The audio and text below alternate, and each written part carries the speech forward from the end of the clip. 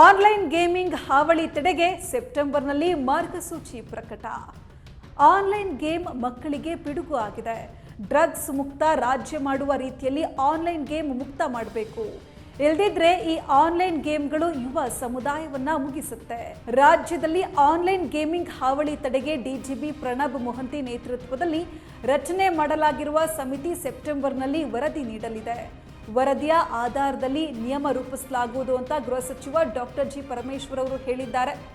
ಪ್ರಶ್ನೋತ್ತರ ಕಲಾಪ ವೇಳೆ ಆನ್ಲೈನ್ ಗೇಮಿಂಗ್ ಹಾವಳಿ ವಿಚಾರ ಪ್ರಸ್ತಾಪಿಸಿದ ಶಾಸಕ ಸುರೇಶ್ ಕುಮಾರ್ ಅವರು ಆನ್ಲೈನ್ ಗೇಮ್ ಮಕ್ಕಳಿಗೆ ಪಿಡುಗು ಆಗಿದೆ. ಡ್ರಗ್ಸ್ ಮುಕ್ತ ರಾಜ್ಯ ಮಾಡುವ ರೀತಿಯಲ್ಲಿ ಆನ್ಲೈನ್ ಗೇಮ್ ಮುಕ್ತ ಮಾಡಬೇಕು. ಇಲ್ಲದಿದ್ರೆ ಈ ಆನ್ಲೈನ್ ಗೇಮ್ಗಳು ಯುವ ಸಮುದಾಯವನ್ನ ಮುಗಿಸುತ್ತೆ ಅಂತ ಆತಂಕ ವ್ಯಕ್ತಪಡಿಸಿದ್ದಾರೆ.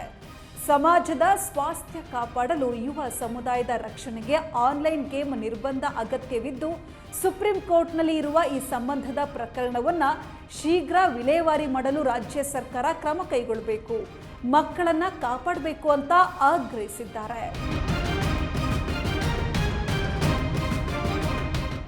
ಅಲ್ಲದೆ ನನ್ನ ಮೊಬೈಲ್ಗೆ ರಮ್ಮಿ ಆಡಿ ಬಹುಮಾನ ಗೆಲ್ರಿ ಅಂತ ಸಂದೇಶ ಬಂದಿದೆ. 8,000 ಬೋನಸ್ ಇದೆ, 1,62,000 ನಿಮ್ಮ ವ್ಯಾಲೆಟ್ನಲ್ಲಿ ಇದೆ ಅಂತ ಸಂದೇಶ ಬಂದಿದೆ. ಇದರಿಂದ ಬಹಳಷ್ಟು ಜನ ಪ್ರಚೋದರಾಗಿ ಆಡ್ತಾರೆ.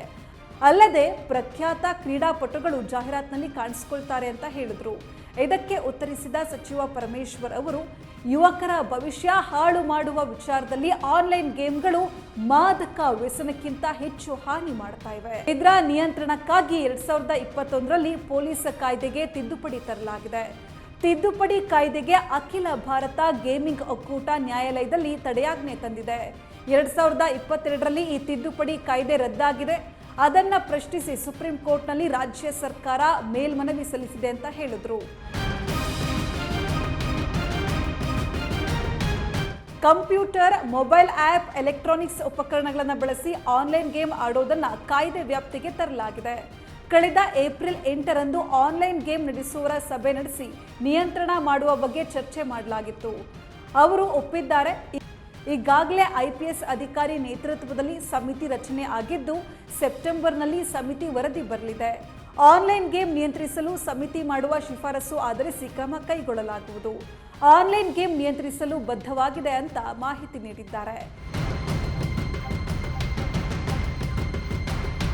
ಇದೇ ವೇಳೆ ಆನ್ಲೈನ್ ಗೇಮ್ಗಳಿಗೆ ಸಂಬಂಧಪಟ್ಟ ಪ್ರಕರಣಗಳ ಕುರಿತು ಮಾಹಿತಿ ನೀಡಿದ ಅವರು, ಕಳೆದ 3 ವರ್ಷಗಳಲ್ಲಿ 347 ಪ್ರಕರಣಗಳು ದಾಖಲಾಗಿವೆ.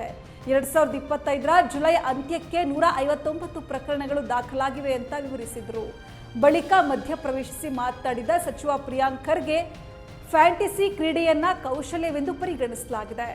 ಆನ್ಲೈನ್ ಗೇಮಿಂಗ್ $4.5 ಬಿಲಿಯನ್ ವ್ಯವಹಾರವಾಗಿದೆ. 28% GST ಇದೆ. ಆದರೆ ಚೈನಾ ಹಾಗೂ ವಿದೇಶಗಳ ಸರ್ವರ್ ಆಧರಿಸಿ ಆಟ ಆಡಿಸ್ತಾ ಇದ್ದಾರೆ. GST ಇಲ್ಲ, KYCಯೂ ಇಲ್ಲ ಎಂಬ ಜಾಹೀರಾತು ನೀಡ್ತಾ ಇದ್ದಾರೆ. ಮೋಸವಾದರೂ ಏನೂ ಮಾಡಲಾಗೋದಿಲ್ಲ. ಇದಕ್ಕೆ ಕೇಂದ್ರ, ರಾಜ್ಯ ಸರ್ಕಾರಗಳು ಸೂಕ್ತ ನಿಯಂತ್ರಣ ಕೈಗೊಳ್ಳಬೇಕು ಅಂತ ಒತ್ತಾಯಿಸಿದ್ದಾರೆ.